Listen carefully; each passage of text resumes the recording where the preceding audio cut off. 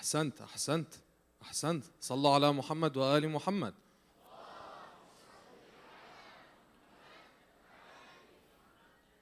I appreciate that passion. When we come to the majlis of Imam al-Husayn alayhi salam, that passion, there's no price on it. Especially for my young brothers and sisters. There's no price on that. Keep that. Keep that with you. Who brought a copy of the Holy Quran with them?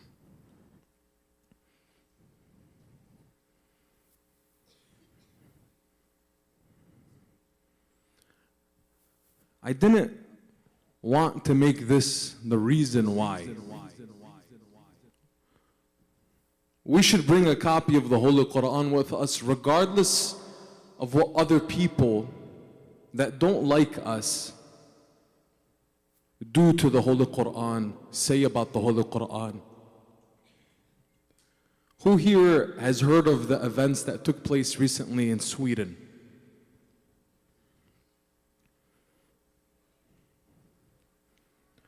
So certain people made a statement. And their statement was, out of a warped idea of freedom of speech, that they wanted to burn this holy book. What's your reply? Is your reply to burn what's sacred, holy, or significant to that person? No. But our reply is an affirmation of our own conviction in this book, in this word that we hold so dear.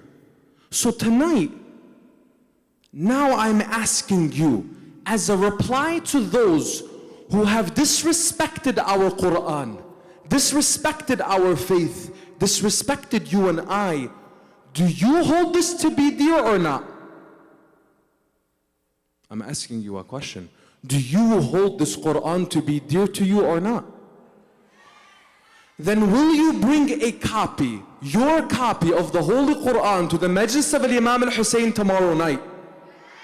Because tomorrow night when I ask that question, I want every hand to be raised with the most significant book that we say proudly, this is my book.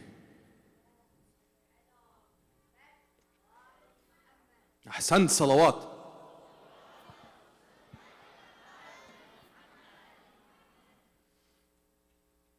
We don't wish to threaten anybody. We don't wish to bring harm to anyone. We wish for peace and tranquility as we await our Savior, Imam Sahib al-Asr wal-Zaman. Ajalallahu ta'ala farajuh sharif. But know that we are confident and we are strong and we know who we are. So if you brought the copy of the Holy Quran with you, place it close to your heart. And if you don't have it with you, place your hand on your heart and repeat after me, Allah is my Lord. Allah is my Lord. Allah is my Lord. Islam is my religion. Islam is my religion. Islam is my religion. The Quran is my book. The Quran is my book. There's some of you in the audience that I can't hear. And I don't want to hear your voices to fulfill a request that I'm asking. I want you to hear your own voice. The Quran is my book. The Quran is my book. The Quran is my book. Muhammad is my prophet. Muhammad is my prophet.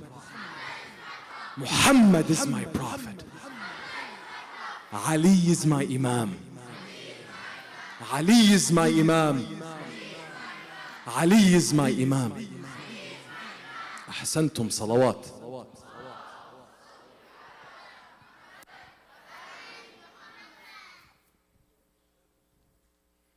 Allah.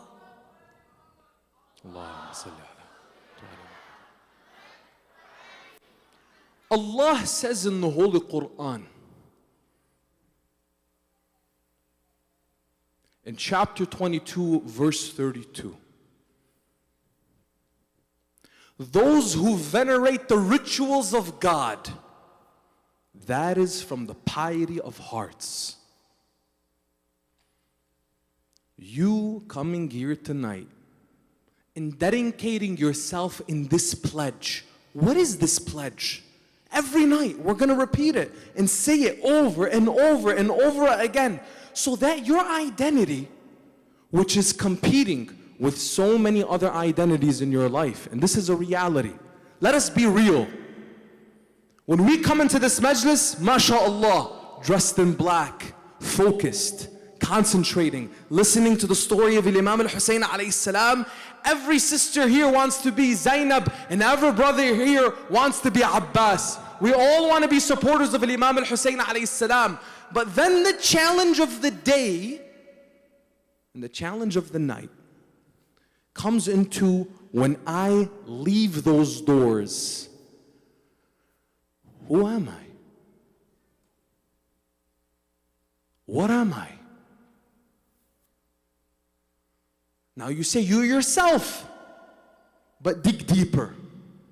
For my young brothers and sisters, this may be a challenging subject for you. But when you're looking into the mirror and you're trying to see, who really am I? Who? And where am I going? Am I where I want to be in my life? That question you need to ask yourself every single day.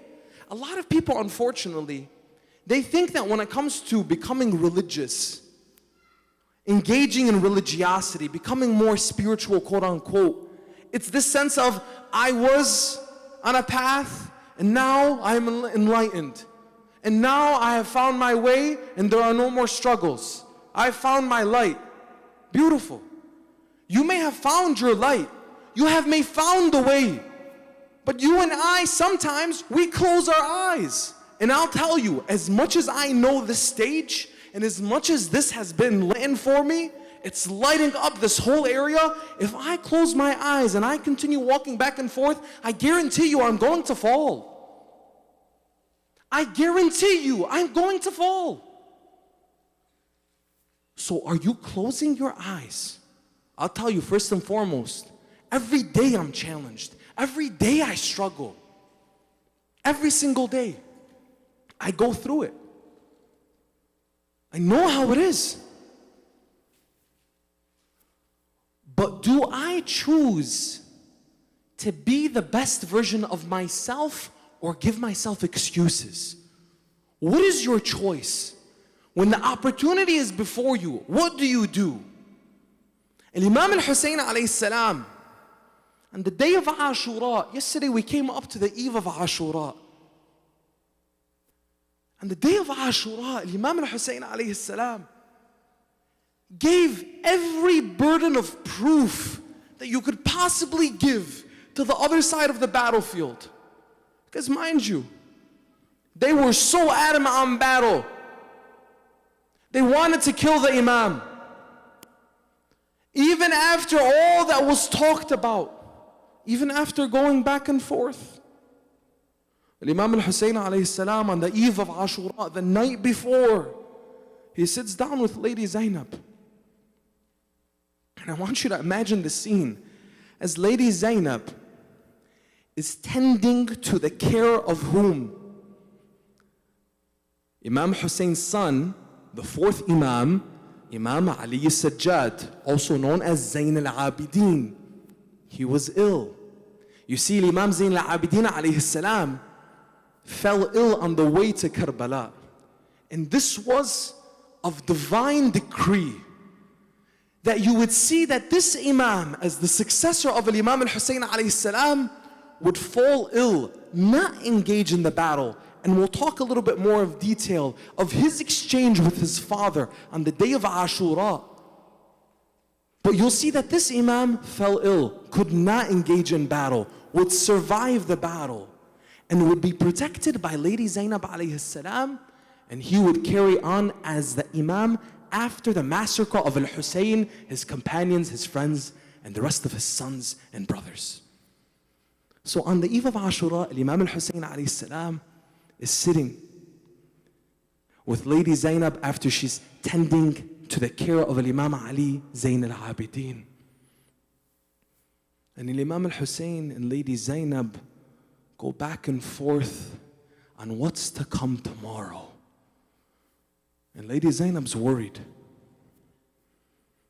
But Imam al-Husayn reassures her. She's not worried because she doesn't have faith. She's worried because how much she loves and cares for her brother and her Imam. And I want you guys to see the difference in this. You and I, we can show care and love for one another. We're going to face challenges in our life. This life for us is a test. You are going to be challenged. That's why we're here. We're here to grow. If you are thinking about any aspect of growth in your life, nothing comes into a state of growth unless it is pressed and challenged. So don't push away your challenges, because if you push away your challenges, you're not going to grow. So Lady Zainab alayhi salam, when she showed concern to Imam al-Husayn alayhi salam, it wasn't out of fear, out of weakness. Lady Zainab was not meek, but she was concerned. Imam al-Husayn alayhi salam then, as his role as her brother, reassured her and also shared with her his own concerns. Imam al-Husayn alayhi salam said something profound to Lady Zainab. He said, Zainab, you have to be the mountain of patience that you are, not just for yourself, but for the women, for the children, for everyone that's going to survive me. You take that responsibility. Holding down the fort, especially with whom? Imam Zayn al-Abidin, the next Imam, was ill. So Lady Zainab alayhi salam was that connector. When we're thinking of the protection of the family of Ahlul Bayt, the family of the Prophet sallallahu alaihi wasallam, Lady Zainab alayhi salam played that crucial role. It wasn't just the role of a mourner. It wasn't just the role of the woman who brought forth sorrow. She did. Because the cause of Lady Zainab and her sharing the story and her mourning is why you and I are here today. When I mentioned the verse from the Holy Quran, chapter 22, verse 32, venerating, bringing forth the remembrance of the rituals of God, the memory of God and His Prophet and His family. Who did that? Who recited the first majalis over Imam al-Husayn alayhi salam? Who lamented Imam al-Husayn? Who called out into the world and told them what happened to al-Husayn ibn Ali? It was Lady Zainab. So my sisters, when you're thinking about, as you come into the majlis of Imam al-Husayn, as elegant as you are, as royal as you are, in these nights, you're going to hear me refer to our sisters as queens and our brothers as kings. You'll hear the expression of lion. Why? Is this something that I'm just here trying to puff you up and make you feel good about yourself?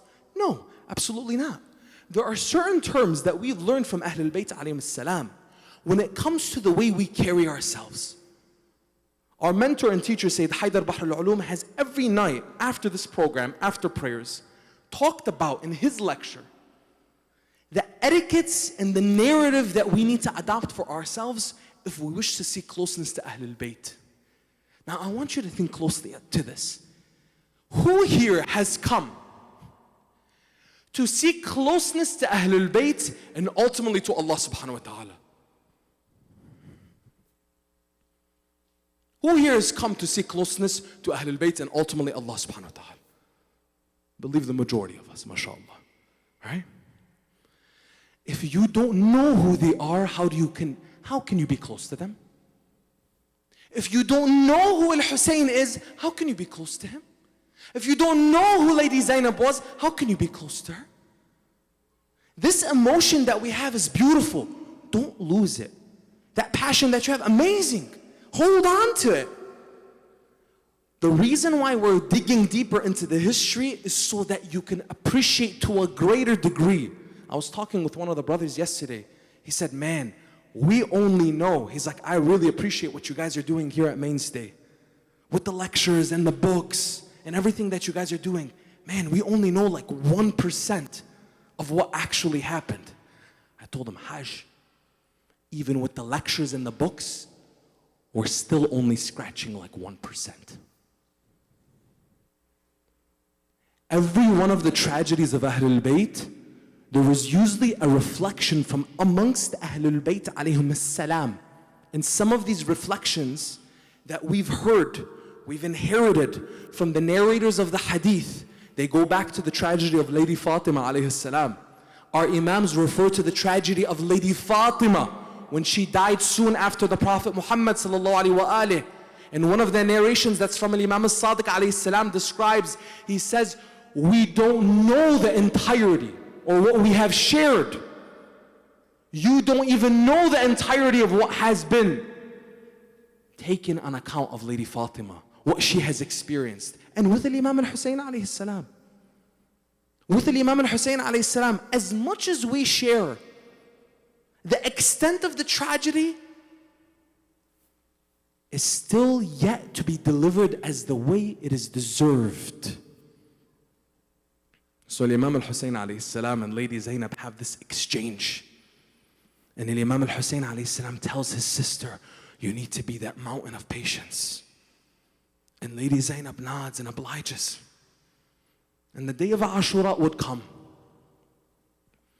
What would happen on the day of Ashura? How would Imam al-Husayn alayhi salam carry himself against those who wish to take his life? Imam al-Husayn alayhi salam would ride forward with his companions. Habib ibn Mudahar to his right, Al-Abbas to his left, Zuhair ibn al-Qayn and the other companions behind him. And Imam al-Husayn alayhi salam would give a plea again for peace. He would give them proof upon proof. He would ask them, did I take any of your rights for you to come and seek vengeance against me? Did I steal from any of you or your families? Have I killed any of your family members? What is it that you're wishing to take from me that I owe you? I ask you, I challenge you here today, is there anything that I have done wronging any of you? If there is, I am here to answer your call. Silence. Then Imam al-Husayn alayhi salam would tell them, have you not forgotten, or have you forgotten the word of Allah subhanahu wa ta'ala? Are you not all Muslims? Do you not take the Quran as your book? Is Muhammad not your prophet? And the Imam would go on into subjects of prayer, of fasting, of justice, of God, of humanity. And then some of the ignorant ones on the other side of the battlefield, they would call out to Imam al-Husayn and they would say, Husayn, enough with your speaking. Can you imagine that? Imam Husayn alayhi salam is talking and they yell at him, Husayn, enough with your speaking, we've had enough. And then he'd respond calmly. He said, have you had enough? Have you forgotten who I am? Am I not the grandson of your prophet? Am I not the son of Fatima? Am I not the son of Ali? This turban that I wear, and the Imam took off his turban and showed it to them all. This turban that I wear, who is it for? And then he raised his sword. This sword that I hold, who is it for? This robe that cloaks my body, who is it for? This horse that I ride, who is it for? Are these not all for my father Ali and my grandfather Muhammad? Are they not all for the man that you claim to follow as the prophet of God? Then Shimr la'natullah alayhi would bellow into the battlefield and say, Husayn, what do you want? Enough! So Imam al-Husayn is telling them, You should know this. 40,000 men. 40,000. You should know this, should you not? And they're like, we don't want to hear this. How many times in our lives when we know what we're supposed to do, we turn away. We turn away because we don't want to hear it. Whether it's a friend, a brother, a sister who's trying to pull us, or you may be the one that's trying to pull somebody. And the reality is that you can't always pull people in the direction that you want them to be in. And Imam al-Husayn alayhi salam, the most perfect human being that was living on God's earth at that time, the Imam, the representative of God, the divinely appointed leader of humanity of that time, would call on to 40,000 men who supposedly adopted the same faith that he had, calling La ilaha illallah Muhammad Rasulullah, and he would tell them, don't kill me. And they would still say, we've had enough. Now you and I, in examining ourselves, we may feel, you may say, Jalal, we're so far away from that. In fact, you would say, if I was on the day of Ashura, I'd be right there behind the Imam al-Husayn alayhi salam. Tonight I'm going to challenge not you, but us. Let's have the honest conversation with ourselves. Right now, when you look in the mirror, which side of the battlefield would you be on?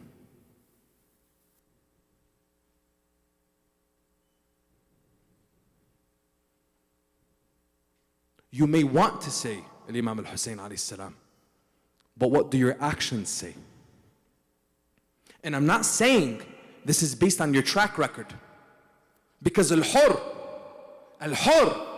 he was a man who literally caused the Imam al-Husayn's pain. He was a man who stopped the Imam al-Husayn with 500 cavalry and besieged him in the land of Karbala. He was a man who made the daughters of Imam al-Husayn cry, struck fear in their hearts. But where did al-Hur end up? Where did al-Hur end up? Al-Hur ended up on the side of Imam al-Husayn alayhi salam. I'm not saying that your track record, your past sins define you. They do not. Your sins do not define you. Let me repeat this again here tonight. You are not your sin. You are not. You are not your sin. You are not your shortcoming. You are not the transgression. Whether that transgression was against someone else, your own soul, or Allah subhanahu wa ta'ala. You are not that. That is not your identity. So if you're struggling with something, anything, don't fall into the trap in making that sin your identity. And if you know what I'm saying, you know what I'm saying. Don't fall into the trap of making your past mistakes who you are. Even if somebody's called you, even if someone saw you, even if the whole world knew. Imam al-Husayn alayhi salam saw Hur, and he said, shame on you, Hur, for doing what you're doing to us. And al-Hur, he stood with the consequences of his actions. He knew what he was doing. But when the time came to make a final decision, al-Hur changed. He changed. You and I, we can change. It's never too late. It's never too late to make that change. But make the change now. Don't say tomorrow. Hur didn't say tomorrow. Hur, when he faced it, when he saw it, he said, I'm making the change now. Because now or never. So are you going to be courageous? Are you going to be brave? What we all need is a little bit of a push. I'm here to push you, to remind myself, to remind us collectively that no matter where you've been, no matter where you are, you may have been in the worst places. You may have done the worst of things. Today even, today. The ones who come as guests of Imam al-Husayn alayhi salam, I don't care who you are. I don't care what you've done. You came as a guest of Imam al-Husayn alayhi salam here, you are embraced and welcomed with open arms. You belong. Each and every one of my sisters here, you belong. Each and every one of my brothers here, you belong. This is the majlis of Imam al-Husayn alayhi salam. You are home. If you didn't pray today, you are home. Go in the back and pray. Imam al-Husayn alayhi salam, he died for that prayer. He sacrificed himself for that prayer. You know, on the day of Ashura, and again in these nights, I'm going to go into the detail every single night. Take a bit by bit, dig deeper and deeper. I'm not going to wait until the 10th day of Muharram to recite the maqtal for you. I'm going bit by bit, digging deeper and deeper to give us more and more context so we can have more of an appreciation for the sacrifice of Imam al-Husayn alayhi salam. On the day of Ashura, when the time of prayer came and the arrows were falling on the army of Imam al-Husayn alayhi salam, Thumama, he looks at Imam al-Husayn and he said, Ya Imam, قد حان وقت الصلاة. Oh Imam, it's time for prayer. The arrows are showering on them. Can you imagine the scene? They're literally covering themselves. Like this. And Thumama remembers prayer. And he looks at the Imam and he says, Imam, it's time for prayer. And the Imam smiles and he says, may Allah have mercy on you for remembering the prayer. So the Imam gets up, tells the man, assemble for prayer. Then some of the men look at the Imam, they said, Imam, prayer now. They're showering us with the arrows. And the Imam tells them, if not now for the prayer, then what are we doing? This is all for that prayer. This is all for Allah. And there's a theme that I want you to see and hear again and again throughout the 10 days of Muharram and beyond, inshaAllah. And Imam al-Husayn alayhi salam always, at every tragedy, because the Imam faced so many tragedies.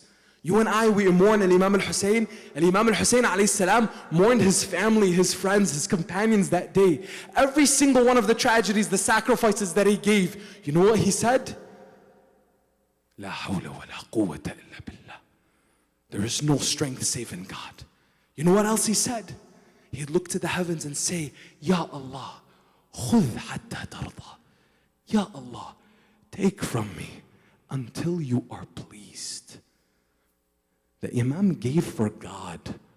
You see the movement of Imam al-Husayn alayhi salam in everything that he did, in everything that we do in his name is for Allah.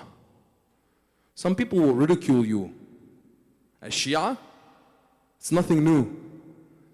I get asked all the time, Hajj, did you see those comments on Instagram? Did you see what they said on that reel? I told them, no. I'm too busy making more reels. What do you mean? I'm going to share the message. The mainstay volunteers, the team here, we're not concerned. People are going to criticize. People are going to mock you. People are going to ridicule you. One comment was shared with me. Oh, look at these Shia. They're at it again. Listen, I have nothing but love for my Sunni brothers and sisters. I'm going to say this again. I have nothing but love for my Sunni brothers and sisters. We are taught as Shia, from the Imam all the way to our Maraja of today. Al-Imam Ali ibn Abi Talib alayhi salam, he taught me 1,300 years ago, a person is either your brother in faith or your equal in humanity. So my Sunni brothers and sisters, if you're with us in the crowd, I love you. You're my family, you're my brother, you're my sister. I say this because I am taught this. Grand Ayatollah Sayyid Ali Sistani, at the worst time of turmoil and civil strife and civil war in Iraq, when they attacked, when the terrorists attacked the shrine of Imam al-Askari in Samarra, tensions were at an all-time high. You know what Sayyid Sistani said? He said, we are not to attack one another, and my followers are to oblige that your Sunni brothers and sisters are not just brothers and sisters. Do not say they are brothers, but rather say they are our own souls. That's what we believe. We as Shia, even though we are a minority, our role truly in this world is to protect, to preserve. Even when we are attacked and killed and persecuted, ridiculed and mocked. Even with all of that. That was the role of Ahlul Bayt alayhim salam and their followers. That's what they taught us. So you and I, wherever we go, we hold our heads up high. Because in life and death, the legacy that we leave behind is that of love, of valor, of honor, of sacrifice. That is the path of Imam al-Husayn alayhi salam. The path of Ali, the path of Fatima, the path of Al-Hasan wal-Husayn. And until the awaited Imam, Al-Imam al-Mahdi, ajjalallahu ta'ala farajuhu al-Sharif, we will stay on that path, the path of humanity, the path of embracing with strength and confidence. That path, that's what we belong to. That's who you belong to. Be proud. Be proud of who you are. Imam al-Baqir alayhi salam would tell his companions, be proud of your name. Abu Basir, the companion that he's talking with, he says, Ya Imam, what is our name? He says, Antum Shia. You are the Shia. He says, but Imam, the people ridicule us with that name. The people mock us for that name. They say, you Shia are not from the faith. You Shia are not believers. And the Imam said, citing to whom? Ibrahim as the Shia of Nuh. And Ali and his Shia are the true followers of Rasulullah sallallahu alayhi wa alihi salawat.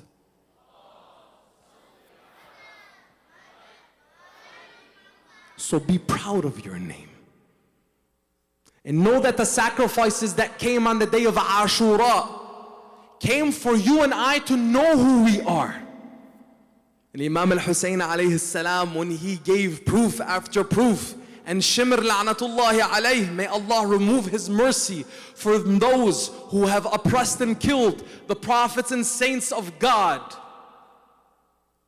Imam al-Husayn alayhi salam replied to Shimr and he said, by Allah, my grandfather Rasulullah would tell me that your death would be near when a man like a leopard, a man like a leper, a man like a dog would bark at you from across the battlefield. By Allah, O Shimr, it seems like you are that man. The Imam alayhi salam put those people in check, but he did it in the most eloquent of ways that really drove Shimr to the other side, that really drove Shimr to anger. And he said, oh Husayn, I swear by God that you do not speak anything of truth and you will see hellfire. He said, oh, how dare you? Tell me of hellfire, O Shimr. You will know when we all die who will see fire and who will see heaven. This conversation going back and forth.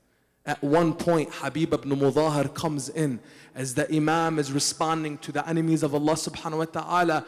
And Habib ibn Mudahar yells to the other side, how dare you call upon the Imam of your time and betray him? How dare you wish to spill his blood? Imam al-Husayn tells Habib ibn Mudahar, he says, be calm, be patient, my brother from the tribe of Asad. I will respond to these men. And then Imam al-Husayn alayhi salam called onto individuals by name.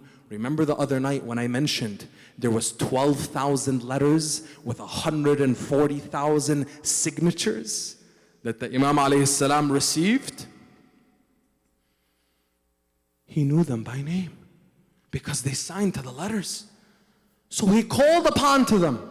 He called upon them and he said, Ash'ath, Qais, are you not the individuals that called on to me, telling me that the pastures are ripe, the land is fertile for me to come and lead you into victory?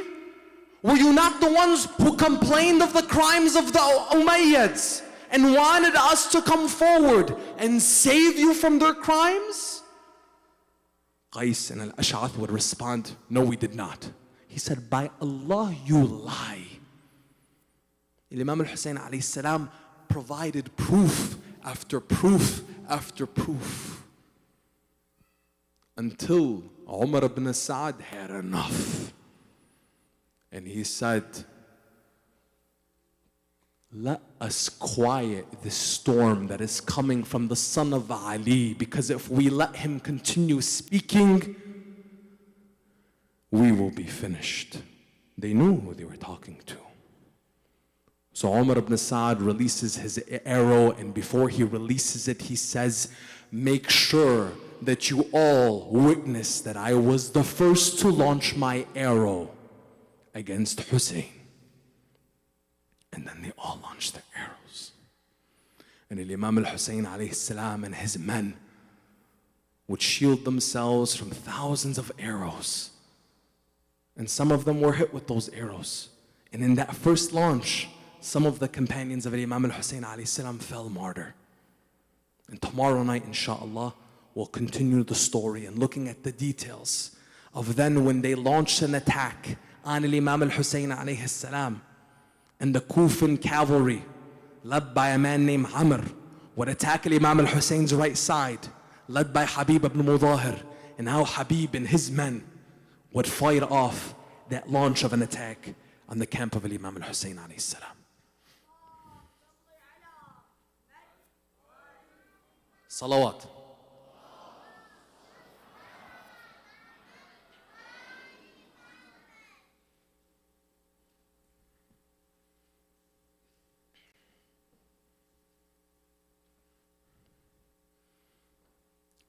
Tonight is a night that's dedicated to the mother of the men we were talking about yesterday, Al-Abbas and his brothers. Her name was Baneen. You see, now some people might ask, Baneen. Literally that means the mother of sons. Her given name was Fatima. Her given name was Fatima. When she married Imam Ali alayhi salam, and remember Imam Ali alayhi salam, he had a will from his wife, Lady Fatima alayhi salam, to remarry so that he can have more sons to support Imam al-Husayn alayhi salam in the tragedy of Ashura. She said, I wish for you not to call me Fatima.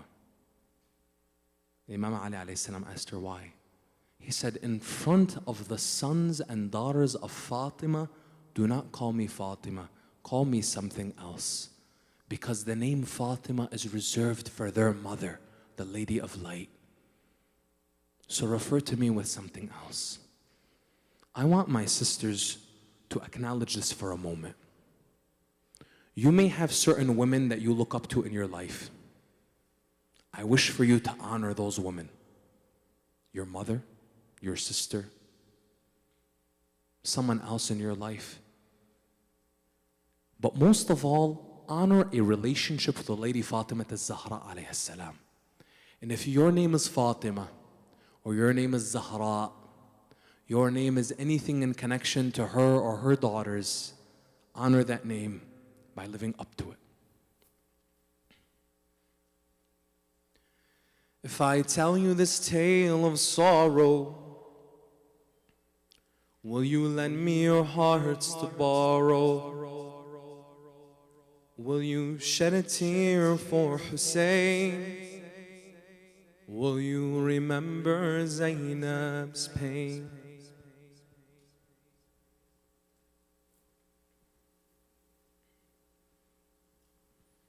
Who here knows the verses that I recite in the beginning? If you've been attending for a few years now, who here knows the verses? if I tell you this tale of sorrow? I want you to recite with me. Can you recite with me? In the Majlis of Imam al-Husayn, by the way, in our American culture of aza, and that might sound interesting right now because it's a pretty new culture, right? In our American culture of aza, because here living in the United States, being American Shia, reciting in English, it's not much different than reciting in Arabic and Farsi and Urdu. What you recite, recite it from your heart. And you know who's a witness to this? The Imam of our time. The Imam of our time, Sahib al-Asr wa Zaman, sees us in all of our languages and all of our cultures. But you know what the true language is that the Imam speaks? It's the language of loyalty and love to Imam al-Husayn alayhi salam. So if you have loyalty and love in your heart for Imam al-Husayn alayhi salam, recite with me. If I tell you this tale of sorrow, will you lend me your hearts to borrow? Will you shed a tear for Husayn? Will you remember Zainab's pain? Again, if I tell you this tale of sorrow, will you lend me your hearts to borrow? Will you shed a tear for Husayn? Will you remember Zainab's pain? And if we stay here tonight until tomorrow, will you bear this tale of sorrow? Listen here to Husayn's story, a story of heartache and glory, a story of heartache and glory. Imam al-Husayn, on the day of Ashura, he would see all of his companions, all of his friends, his sons and his brothers, all give their lives for him. Brothers and sisters, on the eve of Ashura, when Imam al-Husayn was talking to Lady Zainab, they were remembering their childhood together. And I'll tell you the story. Lady Zainab tells Imam al-Husayn, do you remember the days as we sat with our grandfather Rasulullah? Do you remember the days when our mother Fatima would cloak us with her love? And Imam al-Husayn would tell her, yes, my dear sister, I remember her. And then they would recount the tragedies. Imagine in those early days when Rasulullah was sitting with Al-Hasan wal-Husayn. He was sitting with Amir al-Mu'mineen and Fatima al-Zahra. Imam al-Husayn would look at his grandfather and he would hear the tragedies that he would recite about him when he would grow to be a man. You see, there was an instance when Rasulullah had Al-Hasan wal-Husayn on his lap, and he would embrace his grandsons Al-Hasan wal-Husayn. He kissed Imam Al-Hasan on the mouth, on the cheek, and he kissed Imam al-Husayn on his neck. Imam al-Hasan wal Imam al-Husayn, they were young boys about 5-6 years old. Imam al-Husayn wondering why did Rasulullah, his grandfather, not kiss him like he kissed Al-Hasan. So he goes to his mother Fatima and he asks her, my mother Fatima, my grandfather kissed Al-Hasan and then he kissed me, but he he didn't kiss me the same. Imagine as a young boy wanting the affection of your grandfather, paying attention to every detail. Lady Fatima tells him, my son, let us go to your grandfather and ask him. So they go into the room and they ask Rasulullah, why did he kiss Al-Hasan on his cheek, on his face, but he kissed Imam Al-Husayn on his neck? Rasulullah told her, Ya Fatima, it pains me to tell you the tragedies of our sons. I kissed Al-Hasan on his mouth because that is the place of poison, for Al-Hasan will be poisoned and killed. Lady Fatima says, my son Hassan, how is it that he will be poisoned and killed? He says, yes, my dear Fatima, Al-Hasan will be poisoned. And then Lady Fatima said, my father, but why did you kiss Al-Husayn on his neck? He says, my dear Fatima, I kissed Al-Husayn on the place that the swords will strike.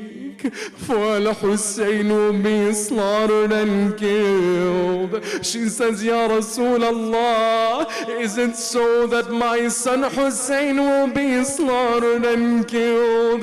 How is it that he will be killed in such a way? How is this going to take place? He says, my dear Fatima, he will be killed in a time that you will not be there. I will not be there. Ali will not be there. Al-Hasan will not be there. And Al-Husayn will be all alone. She says, Father, Rasulallah, who will mourn him? Who will cry over him? Who will remember Husayn?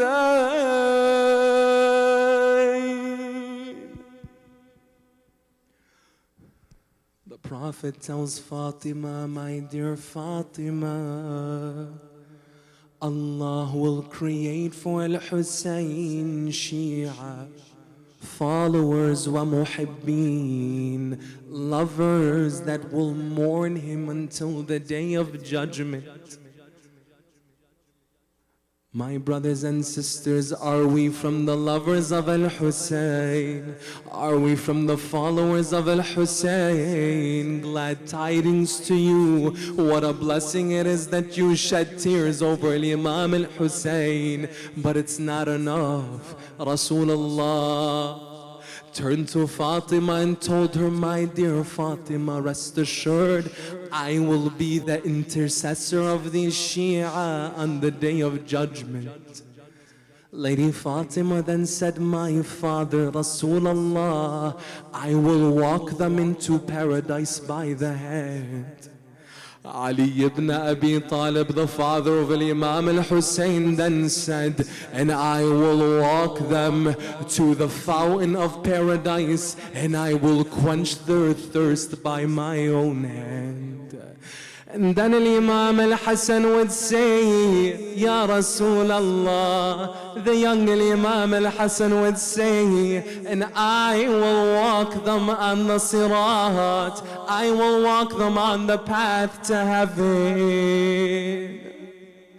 And as they're all giving promises for the lovers of Imam al-Husayn, Rasulullah looks at Imam al-Husayn, and it is said that the Imam is sitting Jalsat al-Hazeen. His head is between his knees. This young boy, he tells him, Ya Husayn, what will you do for your lovers and your followers? Imam al-Husayn tells him, Amma ana As for me, whoever remembers me, I will remember him. Whoever remembers me, I will remember him, and whoever visits me, I will visit him. Whoever sends salam to me, I will send salam to him, and by Allah, I will never forget them. Ya Rasulallah, I will be with them in the hour of their death, when their soul is being taken from their body, and I will be with them in their grave. Hani'an laka ya Muwali, glad tidings and blessings to you as a follower of Al-Husayn. For if you remember him, he will remember you. Brothers and sisters, after the tragedy of Ashura, when Lady Zainab and Imam Zain al-Abidin were taken from Karbala to Kufa, from Kufa to Damascus, from Damascus back to their home in Medina, and the poet by the name of Bishr would go into the city of Medina, waving a black flag, riding a black horse, calling on to the people, I have news of a tragedy that I must share at the mosque of Rasulullah. And all the people came in waves, thousands of people following Bishr, the poet that called out to the people, come and hear the news. As Lady Zainab would not accept to return home to Medina until all the people heard of the tragedy of Imam al-Husayn. When all the people were gathered, Bishr began to raise and wave the black flag over the grave of Rasulullah. And he calls out, Ya Ahl al-Madinah, O people of the city, are you here to hear the tragedy of the grandson of Rasulullah? Ya Ahl al-Madinah, O people of the city, I'm here to tell you that Husayn ibn Ali, the grandson of Rasulullah, was massacred and killed in the land of Karbala. He was left all alone. He was slaughtered thirsty. They oppressed him. They massacred his sons and his brothers, all of his friends and his companions. Ya Ahl al-Madinah, the people of Medina are shocked by the news, are crying and wailing, all calling out as the poet would say, Ya Husayn, will you call out with the mourners of Medina,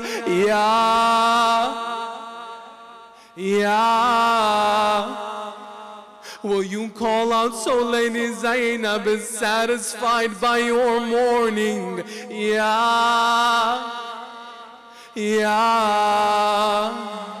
As the people of Medina are crying and wailing, there's a woman that walks from behind all of them, dressed in black from head to toe.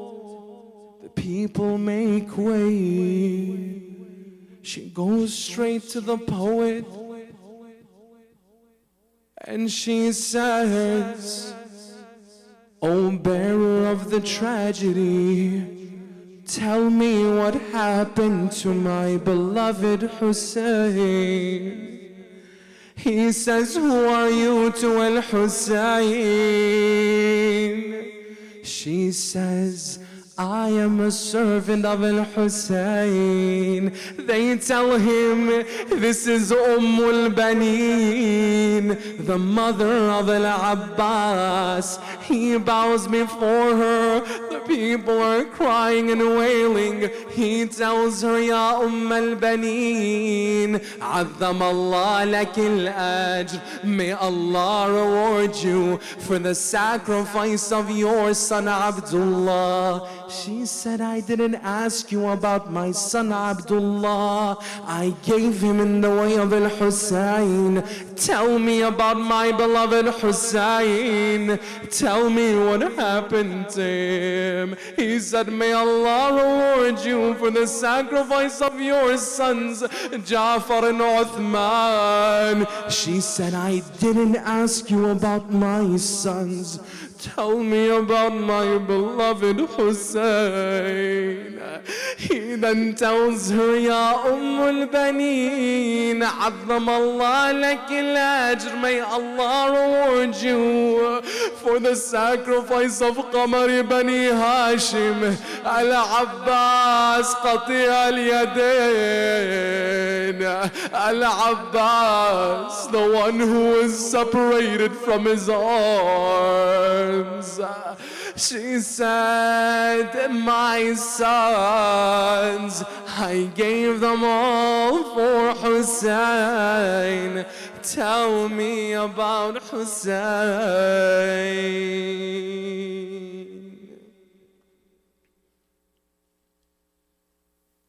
I've given all my sons for you, Ya Husayn. I've given all my sons for you, Ya Husayn. Al-Abbas was my moon, but Husayn is the sun. For who could be the light of the world but the sons of Fatima? This is Al-Baneen. Al-Baneen talking, telling us what she did. I've given all my sons for you, Ya Husayn. If you can recite with me, recite with me. I've given all my sons for you, Ya Husayn. Al-Abbas was my moon, but Husayn is the sun.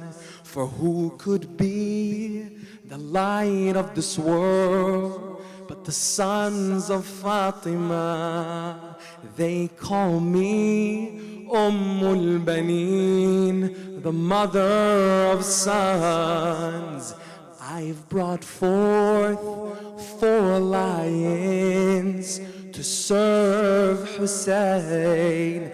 I've brought forth 4 lions to serve Husayn. And if I could give more sons for you, Ya Husayn, I would give 1,000 sons and 1,000 more. I've given all my sons for you, Ya Husayn. With Al-Baneen. I've given all my sons for you, Ya Husayn. I've given all my sons for you, Ya Husayn. I've given